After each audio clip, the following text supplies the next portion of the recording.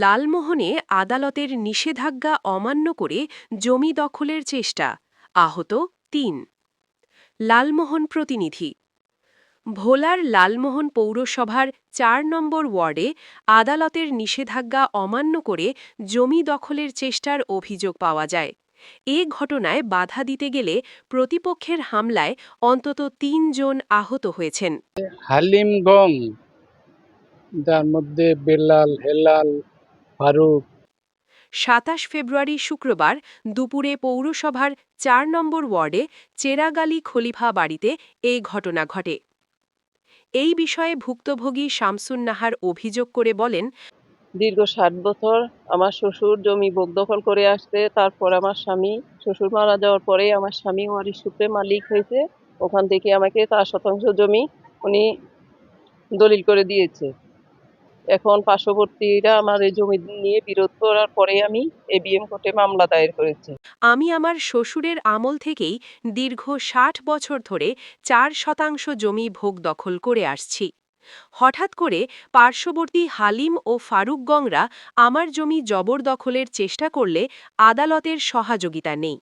পরে অতিরিক্ত জেলা ম্যাজিস্ট্রেট আদালত কর্তৃক একটি নোটিশ জারির মাধ্যমে এই জমিতে কোনো স্থাপনাসহ সকল প্রকার কার্যক্রম বন্ধ থাকার জন্য আদালতের নিষেধাজ্ঞা জারি হয়। মামলার শুনানি হয়েছে গত ২৫ তারিখে।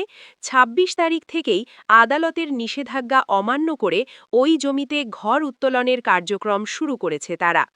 শুক্রবারে সবাই নামাজে গেলে আব্দুল হালিম ফারুক এর নেতৃত্বে হেল্লাল, বেল্লাল, সাকিব, সেলিম, খলিল, আকলিমা, সীমা, আসিয়া সহ আরও অনেকেই আমার ঘরের মধ্যে এসে ঘর দখলের উদ্দেশ্য করে আমার ওপর হামলা করে এবং মালামাল ভেঙে চুরে আমাকে টেনে হিঁচড়ে ঘর থেকে বের করার চেষ্টা করে। আমার চিৎকারে লোকজন এসে আমাকে উদ্ধার করে এবং তারাও গুরুতরভাবে আহত হয়। এক পর্যায়ে নিরুপায় হয়ে ৯৯৯-এ ফোন করার পর পুলিশ আসলে সেখান থেকে পালিয়ে যায়।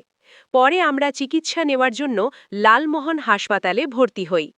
এই ঘটনায় আহত হওয়া মোহাম্মদ আতাউর রহমান ও জাকারিয়া সুমন বলেন, প্রস্তুত হয়েছিলাম নামাজে যাব শুক্রবার জুমার নামাজের জন্য।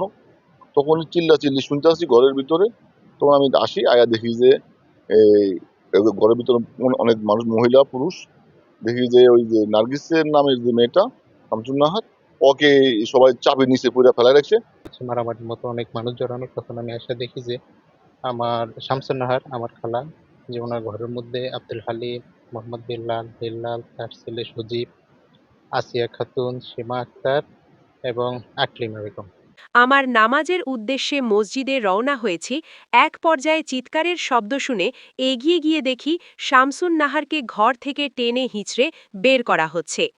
এটা দেখে আমরা উদ্ধার করতে গেলে আমাদের ওপরও হামলা করে। আমরা হামলার শিকার হয়ে লালমোহন হাসপাতালে চিকিৎসা নেওয়ার জন্য ভর্তি হই। এ বিষয়ে অভিযুক্ত মোহাম্মদ হেল্লাল ও বেল্লালের কাছে জানতে গেলে